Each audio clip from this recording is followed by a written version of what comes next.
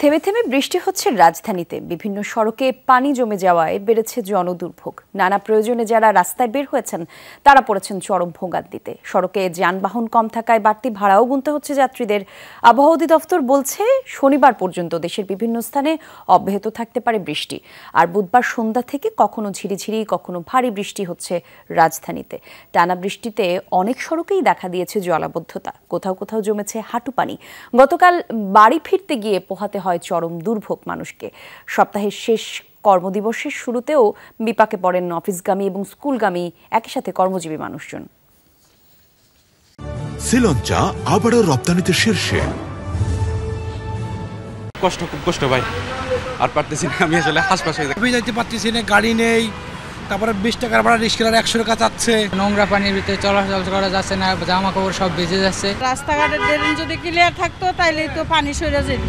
আগামী 48 ঘন্টার ভিতরে বাংলাদেশ এবং তৎসংলগ্ন যে উত্তর বঙ্গোপসাগর আছে ওইসব অঞ্চলে একটি লঘুচাপ সৃষ্টি হতে পারে। বৃষ্টির যে ধারা, সেই ধারা আমাদের এখন পর্যন্ত আমাদের প্রেডিকশন অনুযায়ী আরও 2 দিন মোটামুটি অব্যাহত থাকার সম্ভাবনা আছে।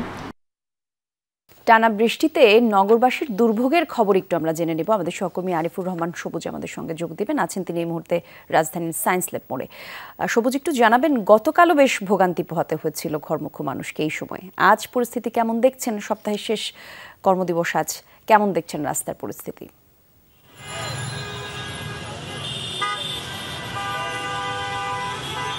কলি মূলত যেহেতু সপ্তাহের শেষ দিনে এই সময়টায় আসলে এমনিতেই দীর্ঘ যানজট থাকে, এবং যেহেতু গতকালকে থেকে বৃষ্টি হচ্ছে, আজকেও সারাদিনই থেমে থেমে টানা বৃষ্টি হচ্ছে, সে কারণে এই বৃষ্টির প্রভাবে যানজটের যে জায়গাটি সেটি স্বাভাবিক সময়ে যেরকম থাকে তার চেয়ে অনেকটা বেড়েছে। অর্থাৎ আমি যদি মিরপুর রোডের কথাই বলি, এখানে সায়েন্স ল্যাব মোড় থেকে একেবারে লেভ 8 পর্যন্ত পুরো রাস্তা ধরে জ্যাম রয়েছে, এবং এর বিপরীত পাশের যদি লেনটির কথা বলি, এখান থেকে অর্থাৎ সায়েন্স ল্যাব মোড় থেকে নিউ মার্কেট পর্যন্ত পুরো রাস্তাটি জ্যাম।